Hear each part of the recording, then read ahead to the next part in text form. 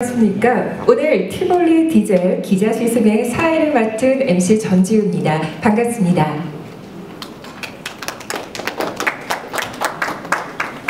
네, 이른 아침부터 서울에서 인제로 이동하시느라 우리 기자단 여러분 너무나 고생 많으셨는데요. 저희 쌍용자동차에 이렇게 많은 관심을 보여주셔서 정말 감사드립니다. 또한 이렇게 티볼리 디젤 기자 시승에 참가해 주신 여러분들께 진심으로 감사드리는 말씀 드리고 오늘의 행사를 시작하도록 하겠습니다. 먼저 진행에 앞서서 본 행사 일정에 대해 간략히 소개해드리겠습니다. 지금 이곳에서 신차 프레젠테이션 및 체험 코스 브리핑을 진행하도록 하겠습니다. 후에는 1층 서킷으로 이동하셔서 티볼리 디젤 런칭 퍼포먼스와 포토 세션을 진행할 예정입니다. 이어서 점심 식사를 하시고요. 오후에는 티볼리 디젤 시승 프로그램을 참가하시는 순서로 진행되겠습니다. 그럼 지금부터 티볼리 디젤 기자 시승의 공식 행사를 시작하겠습니다. 먼저 이 자리에 참석해 주신 쌍용자동차의 임원분들을 소개해 드리겠습니다. 쌍용자동차의 마케팅 본부장 신영식 전무님께서 참석해 주셨습니다. 네, 반갑습니다. 네, 박수로 맞이해 주시면 감사하겠습니다. 감사합니다. 쌍용자동차의 차량 개발 시험 담당 홍성준 상무님 참석해 주셨습니다. 네, 반갑습니다. 네, 감사합니다. 네, 다음은요. 신차 티볼리 디젤을 소개하는 순서입니다. 이번 프레젠테이션은 쌍용자동차의 차량 개발 시험 담당 홍성준 상무님께서 직접 해주시겠습니다. 저희 티볼리 디젤은 티볼리 차량에 최적으로 적합하도록 뉴 디벨롭된 디젤 엔진입니다. 특장점으로 볼 것 같으면 저중속에서 펀트 드라이브를 실현하기 위해서 1500에서 2500 rpm까지 그런 프렛 토크가 발휘되고 있다는 거고요.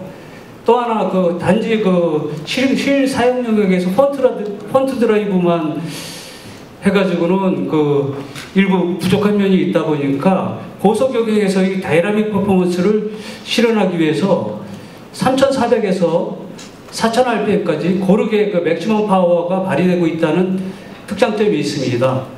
실제적으로 이제 후에 경쟁차와 비교한 테이블이 있는데요. 그 테이블을 볼 것 같으면 이 프렛 파워와 프렛 토크의 장단점이 충분히 아마 보실 수 있을 겁니다. 물론 시승 중에서도 여러분이 느끼실 수 있을 거고요. 실제적으로 보면 저희 엔진 같은 경우는 3400에서 4000rpm까지 115마력이 발휘되고 있고요. 그리고 1500에서 2500rpm 사이에 고르게 프렛 토크가 발휘되고 있습니다. 특히 특장점을 볼 것 같으면 1000rpm에서 이게 맥시멈 토크의 55% 수준이 발휘가 되다 보니까 저중속 영역에서 펀트 드라이브를 실현할 수 있었고요. 이 고속 영역에서 프렛 파워를 실현함에 따라 가지고 고속에서도 다이나믹 드라이빙이 가능하도록 개발된 엔진입니다.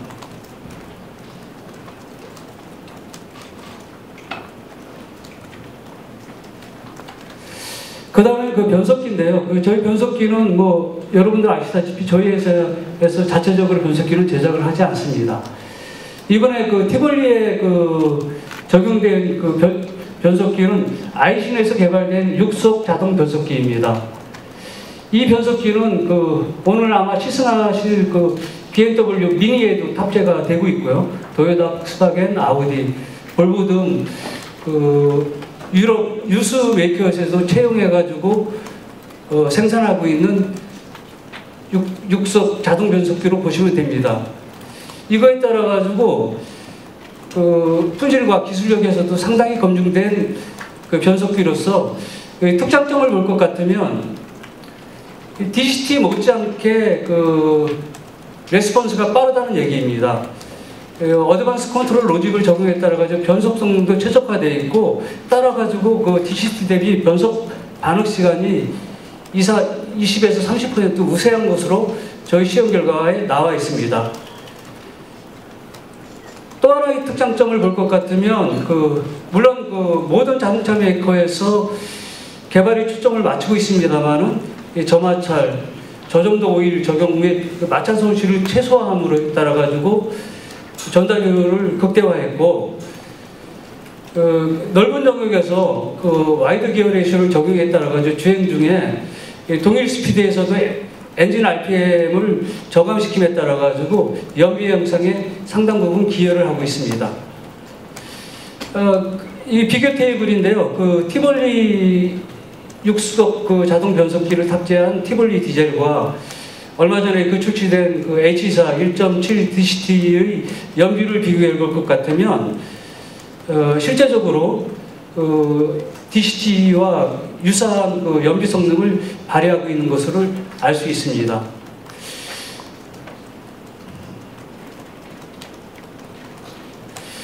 이 두 가지 특장점을 갖고 있는 엔진과 변속기를 베이스로 해가지고 그 다음에 설명드릴 것은 다이내믹 퍼포먼스입니다. 비클 퍼포먼스라고 보시면 되는데요. 다이나믹 펀트 드라이브를 저희 개발 모토로 삼았습니다만은 이 다이나믹과 펀트 드라이브를 극대화하기 위해서는 라이드와 핸들링도 좋아야 되고 또 본인이 원할 적에 언제든지 제동이 되고 안정감 있게 제동이 돼야 하는 브레이크 시스템 그리고 펀트 드라이브를 위한 MVH 성능도 같이 최적화를 실현을 했습니다. 특히 한국 지형 주행 환경에 맞는 최적의 비클 퍼포먼스라고 보시면 됩니다.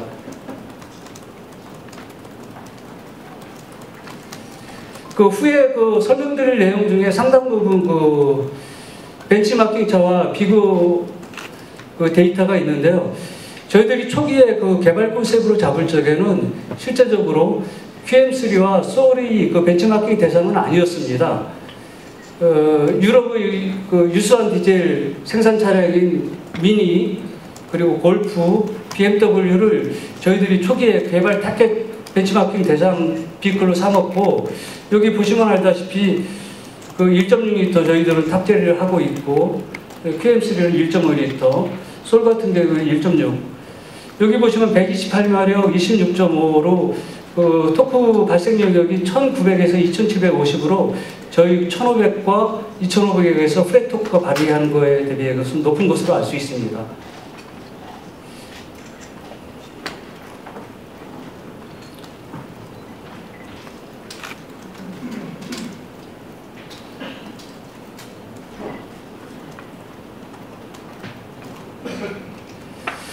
저희 다이내믹 퍼포먼스를 크게 두 가지로 대변한다면 저중속 실사용력 2500rpm 이하에서의 주행 성능, 펀트 드라이브를 실현했다는 것과 고속에서의 다이내믹 퍼포먼스를 동시에 구현했다는 두 가지 특징으로 보실 수가 있습니다. 이것을 실현하게 된 가장 베이스로 보실 것 같으면 파워트레인에서 저중속 영역에서의 프레트 토크 그리고 고속 영역에서의 프레 파워가 이 저중속과 고속에서의 다이내믹 퍼포먼스를 실현하는 가장 베이스가 됐고요. 거기에 다이내믹 퍼포먼스를 구현하기 위해서 오토TM에서의 퀵 시프트 레스판스가 굉장히 빠릅니다. 아까 이제 DCT 대비해가지고 20에서 30% 빠르다고 제가 설명을 드렸는데요. 그것과 그리고 이제 어드밴스 컨트롤 로직을 적용함에 따라 가지고 베스트 시프트 퀄리티를 동시에 구현했기 때문에 이 두 가지 특장점을 극대화할 수 있었고요. 거기에 비클 사이드에서 타사에는 적용하지 않는 킥다운 스위치를 적용함에 따라 가지고 본인이 정말 급추월을 원할 적에는 0.3초 이내에 강제로 다운시프트를 할 수 있도록 꾸몄습니다. 그리고 이제 로우 스로틀에서 저희들이 맥시멈 파워, 하이 파워가 나올 수 있도록 꾸몄기 때문에 이 세 가지 엔진, 오토 트랜스미션, 비클에서 꾸며진 다양한 기술적 개발을 베이스로 해가지고 이 두 가지를 실현할 수 있었습니다.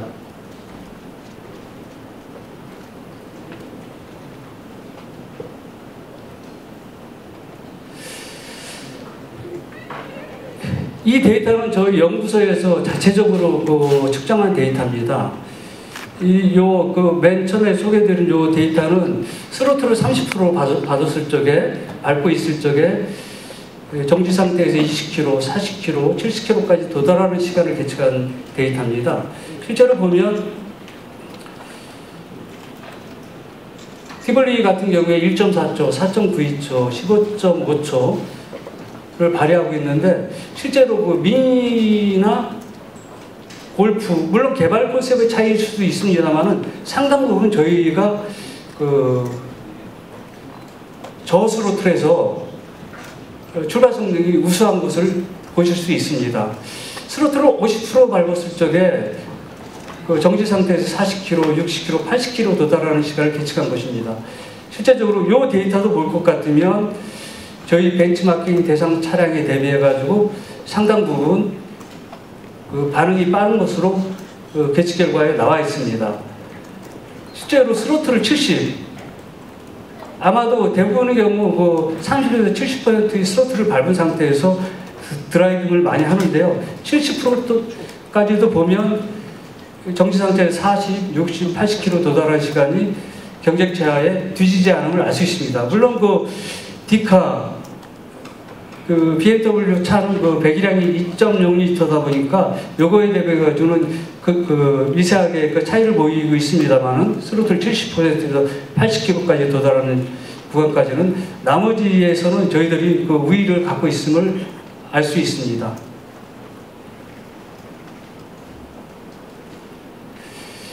이 추월 가속 부분입니다. 30km에서 80km로 추월할 적에, 60에서 120km로 추월할 적에, 100에서 140km로 추월할 적에 실제로 각각의 스로틀 궤도에 따라 가지고 계측한 결과입니다. 실제적으로 보면 이 30에서 80km 할 적에는 이 데이터는 궤도이 아마 신뢰를 안 하셔도 될 것 같고요. 또 스로틀 50에서 볼 것 같으면 저희들은 8.76초, 2.0L가 탑재된 BMW 차량 같은 경우에 12.58초 해가지고 저희들이 데이터상으로 우위를 보이고 있고요. 스로틀 70%에서는 2.0L가 탑재된 BMW 대비해가지고는 근소한 차이를 보고 있습니다만 나머지 차종에 대비해가지고는 상당 부분 강점을 갖고 있음을 보실 수 있습니다. 스로틀 100%를 가지고 했을 적에도 저희들이 100%는 경쟁차 대비해가지고 약간의 미세한 열세를 보이고 있음을 알 수 있습니다. 중속입니다. 스로틀 50, 70, 100%를 밟았을 때 60에서 120km 추월하는 시간을 볼 것 같으면 여기 역시 저스로틀에서는 저희들이 상당 부분 데이터상으로 강점을 갖고 있음을 보실 수 있습니다. 스로틀 70%에서는 미니 대비해가지고는 약간의 열세를 보고 있습니다만 나머지 차종 대비해가지고는 우위를 보이고 있고요. 스로틀 100%에서도 미니 대비해가지고는 미세한 열세, 나머지 차종 대비해가지고는 근소 우위에 있음을 보실 수 있습니다. 미니 대비해가지고 BMW 차량 대비해가지고는 미세 열세를 보이고 있습니다만 나머지 차종 대비해가지고는 강점을 보이고 있고요. 스로틀 100%에서도 미니 대비해가지고는 미세 열세, 나머지 차종 대비해가지고는 경쟁 우위에 있음을 보실 수 있습니다.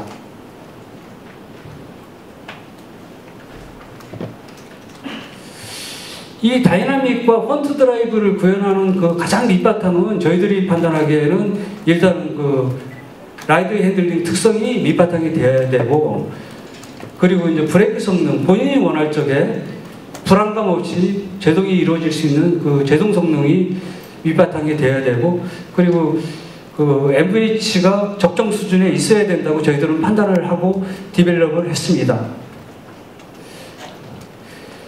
저희 차량 같은 경우에는 스티어링 필링을 운전자 스스로 선택할 수 있도록 만들었습니다. 실제로 컴포트 모드와 노멀 모드, 스포츠 모드가 구현이 되어 있는데 나중에 시승하실 적에 이 각각의 모드를 조정을 하면서 한번 비교를 해보실 수도 있을 것으로 판단을 하고 있습니다. 이 컴포트 모드의 지향점은 주차 그리고 시내 저속 운전 시에 부드러운 조향 특성을 부여할 수 있도록 저희들이 개발했고요. 특히 여성 운전자한테는 상당 부분 좋은 반응이 보일 것으로 판단을 하고 있습니다. 노멀 모드는 일반적으로 우리가 주행하고 있는 국도 모드, 그 저중속 그리고 일부 고속 영역까지 편안한 조형 특성을 부여를 했고요. 이 스포츠 모드에서는 고속 및 다이나믹 드라이빙 시에 상당 부분 그 빠른 반응이 있다 보니까 안정적인 조향을 이룰 수 있습니다. 나중에 한번 그 경험을 해보시면 도움이 될 것으로 판단을 합니다.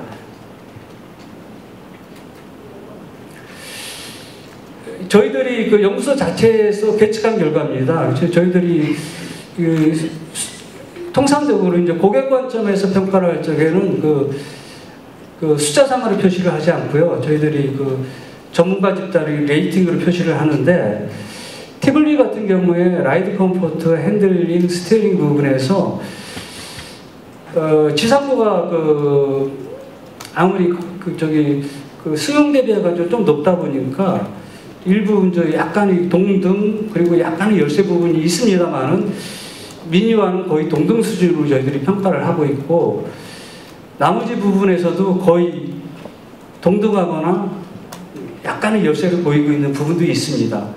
저희들이 평가하기에는 특히 라이드 핸들링 부분에서는 BMW 차량이 가장 우세하게 튜닝이 되어 있다고 판단을 하고 있습니다.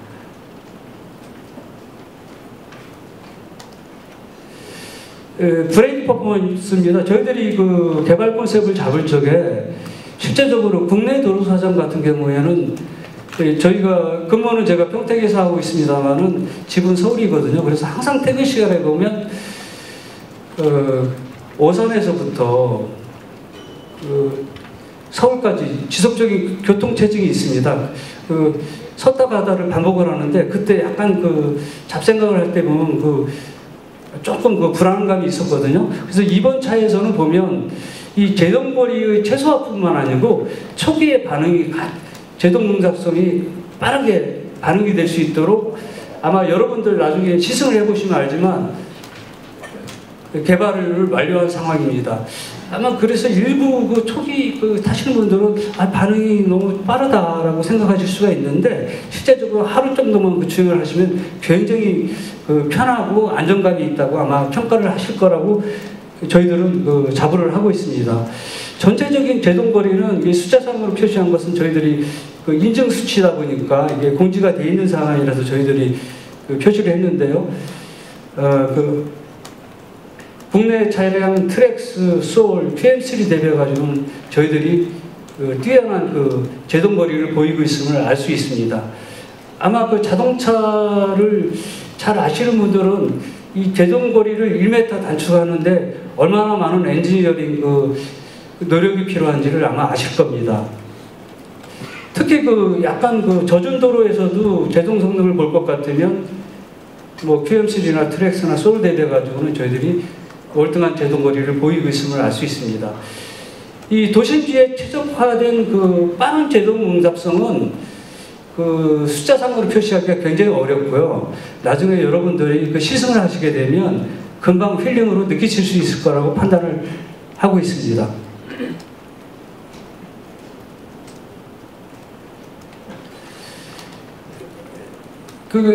이제 브레이크 시스템을 저희들이 특장점을 굳이 말로 설명한다면, 빠른 초기 제동 응답성으로 특히 도시 주행에 아주 적합하도록 튜닝을 했다는 것. 그리고 이제 보시면 알겠지만 에버전스 스탑 시그널뿐만 아니고 이것은 MT에 적용하는 겁니다만, 힐 스타트 어시스트 같은 브레이크 세이프티에 대한 아이템들은 대부분 기본으로 제공이 되고 있습니다. 저희들이 연구소 자체에서 평가한 것에 따르면 제동 시스템은 거의 BMW 차와 유사하고 다른 경쟁차 대비해가지고는 경쟁 우위에 있다고 평가를 하고 있습니다. 그러니까 브레이크 페달 휠뿐만 아니고 모듈레이션까지 전체적인 브레이크 시스템은 경쟁 우위에 있다고 평가가 되고 있고, 여러분 시승하면서 한번 느껴보시기 바랍니다.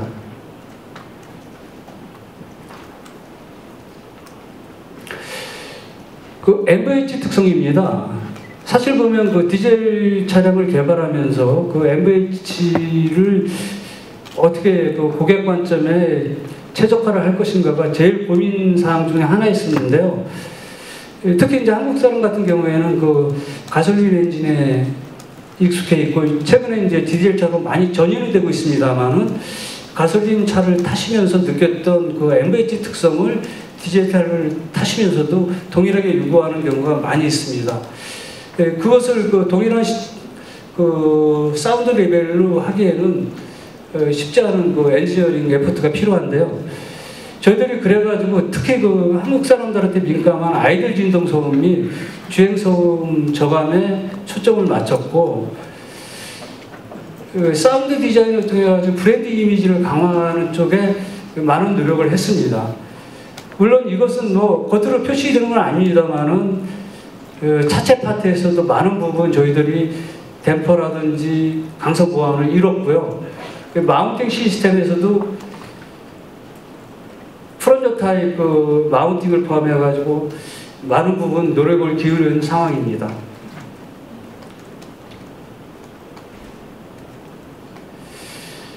저희들 계측 결과입니다. 특히 그 아이들 진동 소음, 그 대부분 그 지하에 주차를 많이 하시는 한국에서는 많이 하시기 때문에 특히 그 중간중간 그 교통체증 때문에 머무는 시간이 많다 보니까 아이들 진동소음을 굉장히 민감하게 생각하시는데 그 측면에서 저희들이 그 계측한 결과에 따르면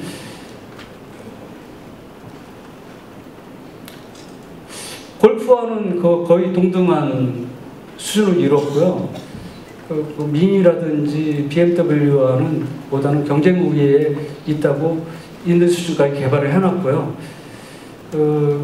소음뿐만 아니고 진동적인 측면에서도 비슷한 레벨로 개발을 완료했습니다. 저희들이 이제 계측 결과인데 보시면 알지만 전체적인 그 디젤차, 유럽에서 수입되고 있는 디젤 명차와 비교를 해도 전체적인 스케이터 밴드 내에 하향치에 있음을 알 수가 있습니다. 프론트 시트뿐만 아니고 리어 시트에서도 비슷한 경향을 보이고 있고 아마 그 여러분이 시승을 하시면 이것을 직접적으로 느끼실 수 있을 거라고 판단이 듭니다.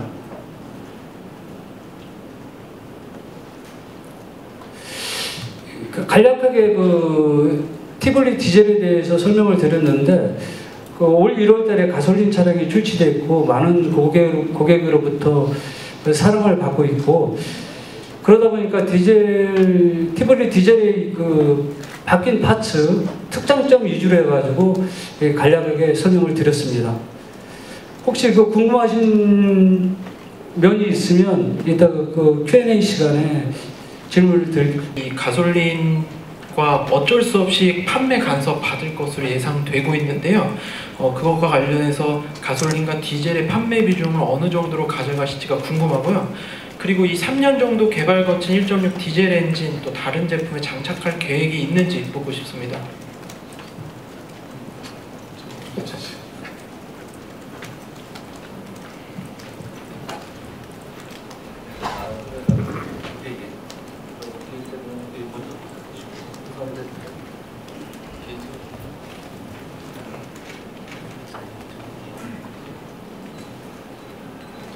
네, 판매 비중 말씀하셨는데 저희가 이 차를 내놓을 때 그 시점에서 물론 경쟁 제품이 있었지만 새로 나온 차들이 이제 그 BSUV라고 통칭 얘기하는 그 세그멘트가 막 이제 발전하기 시작하는 시점입니다. 그래서 저희도 많은 그 시행착오를 할까 어느 것이 더 많이 팔리느냐 이런 생각을 했고 한국에서는 가솔린 SUV는 안 된다는 얘기도 있고 가솔린 해치백이 무덤이라는 얘기도 있고 또 소형 SUV에 대한 개념이 잘 없는 상태라서 저희는 나름대로 확신이 있었지만 시장에서는 가능성이 낮다고 봤었던 가솔린 티볼리가 올 봄에 굉장한 선풍을 일으켜주었고 저희 6월 말까지 거의 18,500대가 국내에서 팔릴 만큼 선풍적인 성과를 이루었습니다.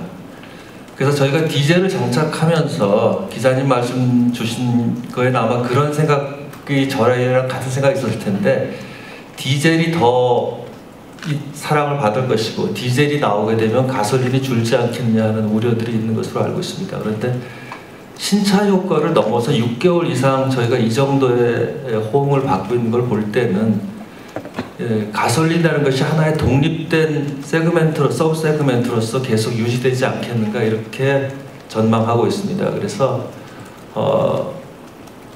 그냥 크게 이렇게 대략적으로 말씀을 드린다 그러면 저희의 목표이자 저희의 의지인데 가솔린과 디젤이 거의 같은 비중으로서 BSUV 시장의 티볼리가 굳건히 자리할 수 있기를 기대하고 있습니다. 그런데 새로 이제서 이머징하는 세그멘트이기 때문에 저희가 충분한 데이터를 갖고 이렇게 될 것이다라고 말씀을 드릴 수는 없고 6개월의 경험과 저희가 브랜드 전략에서 갖고 있는 방향으로만 말씀을 드리면 가솔린과 디젤이 같은 비중으로 두 가지가 다 같이 특성을 가지고 성장할 것으로 그렇게 기대하고 있습니다. 홍상훈. 사실 보면 그 1.6 디젤 저희들이 이제 개발하고 나서 그 다른 차종의 전이 계획은 시장의 요구사항에 따라 가지고 아마 달라질 것으로 판단을 하고 있습니다. 근데 뭐 아시다시피 사실 보면 다운사이징의 그 트렌드는 뭐 이건 월드와이드 트렌드거든요. 그래서 저희들 입장에서 보면 그 티볼리 후속 차종에는 반드시 이제 베리언트 모델에는 탑재가 될 거고 일부 그 엔진의 일부 성능을 개량하면 코란도 C에도 탑재가 가능할 것으로 판단을 하고 있고 시장의 요구 사항과 저희 그 피저빌리티 테스트 결과에 따라 가지고 아마 그 계획이 잡힐 것으로 판단을 하고 있습니다. 예, 다음 뭐 질문 또 있으면 질문 주시고요. 예.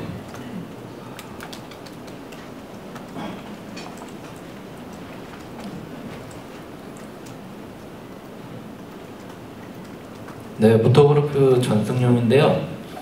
지금 디젤 나오면서 자동 변속기만 나오고 수동은 안 나온 것 같은데 왜 그렇게 하셨는지 궁금하고요.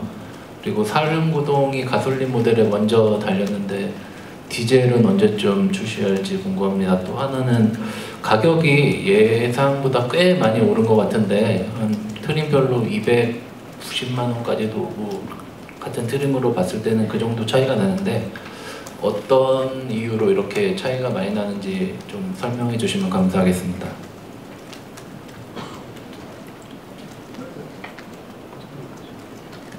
저는 그 연구소에 있다 보니까 그 차량의 그 개발 스테이터스 위주로 해가지고 말씀을 드리겠습니다. 매뉴얼 TM 뭐 아시다시피 사실 보면 그 수출을 위해 가지고는 이제 SOP를 시작한 상황이고요. 아마 국내의 그 마케팅 리퀘어먼트에 따라 가지고 결정이 되지 않을까. 그리고 오릴 드라이브도 저희들 그 연구소에서 개발의 완성도는 거의 완료가 된 상황이고요. 그 측면에서도 아마 그 영업 전략에 따라 가지고 뭐 빠른 시간 내에 그 출시가 계획되지 않을까 저는 그렇게 판단을 하고 있습니다. 제 가격 말씀드리면요. 일단 저희가 가솔린하고 디젤에 이제 좀 단순하게 표기를 하기 위해서 트림 이름이 같기 때문에 혹시 엔진 차이만 나고 같은 트림은 1대1로 가격을 그냥 비교하면 된다고 오해가 있으실 것 같아서 제 말씀을 드리면 같은 이름을 가진 트림 네임이라도 가솔린하고 디젤은 구성이 다릅니다. 그것은 디젤의 특성을 더 발휘하게 한 것도 있고 저희가 브랜드 컨셉을 잡고 포지셔닝을 할 때부터 저희는 티볼리라는 엄브렐라 브랜드를 개발하기 위해서 티볼리의 가솔린과 티볼리의 디젤은 티볼리라는 큰 마스터 브랜드 아래서 각각의 역할을 갖도록 브랜드 계획을 짰습니다. 그러니까 가솔린이 여기 뭐 슬로건에 잠시 나왔지만 스타일 엣지 위주로 갔다 그러면 디젤이 드라이빙 엣지 쪽으로 가서 엣지 있는 차라는 공통점을 가지는 브랜드 컨셉을 가지게 되는데 그러한 컨셉을 적용할 수 있도록 트림 구성이 약간씩 다릅니다. 또 하나는 짧은 기간이지만 저희가 6개월 동안 BSB를 저희 회사 입장에서는 BSB의 첫 차니까 시장에 판매를 하면서 고객의 VOC도 듣고 설문조사, 초기 시장 반응조사를 아주 빠른 시간 내에 실시를 해서 저희가 그 트림 구성하는데 좀 더 개선할 수 있도록 반영을 했습니다. 그래서 그런 차이가 있기 때문에 가솔린하고 디젤을 1대1로 단순 비교해서 가격을 얘기를 하시면 트림의 차이가 조금 포함되어 있습니다. 그래서 그 점에 오해 없으시기 바라고. 그래서 디젤 가격 플러스 다른 편의사항이라든지 디자인사항 또는 컨셉 강화사항이 포함된 가격 차이라서 그걸 가지고 디젤 가격으로 비교하지 말아달라는 말씀을 먼저 드리고요. 그리고 실제로 저희가 평균적으로 다른 차들을 보게 되면 제가 여기 자료를 좀 갖고 나왔는데 보니까 저희 타사 승용차 같은 경우에도 유로 6가 적용되면서 나오는 차이를 보면 거의 250만 원 정도의 차이가 나옵니다. 가솔린하고 디젤 정도에서. 그래서 저희가 그런 경쟁사의 가격을 보면 뭐 1.6 가솔린 같은 경우에는 이제 준중형차, 또 브랜드 잘 아시겠지만 제가 타사 브랜드를 언급하는 건 적절치 않을 것 같으니까 1.6 가솔린의 준중형 세단 같은 경우에 200만 원 정도의 디젤과 가솔린의 가격 차이가 있습니다. 그리고 그거보다 큰 2.0 이상의 그 중형 세단에서는 같은 회사의 중형 세단 같은 경우는 250만 원 정도의 가격 차이가 기본적으로 나옵니다. 그래서 시장의 경쟁사의 가격을 비교해 볼 때는 저희가 비슷한 수준의 가격 차이를 가지고 있고 그 다음에 그것뿐만이 아니라 뭐 저희가 이제 다이아몬드 커팅휠 같은 것들이 디젤이 나오면서 기본 장착이 됐고 루프렉도 이것이 좀 더 젊은 사람들의 패셔너블한 차기 때문에 패션 루프렉을 달고 뭐 운전석에 무릎 에어백 같은 것도 기본 사양을 넣었습니다. 그래서 그런 가격들이 포함된 가격이니까 저희가 뭐 욕심을 부려서 가격을 올렸다거나 디젤을 내서 가격을 많이 올리고자 하는 의도는 전혀 없었다는 걸 이해해 주시면 감사하겠습니다. 네, 질의에 답변이 됐으면 다음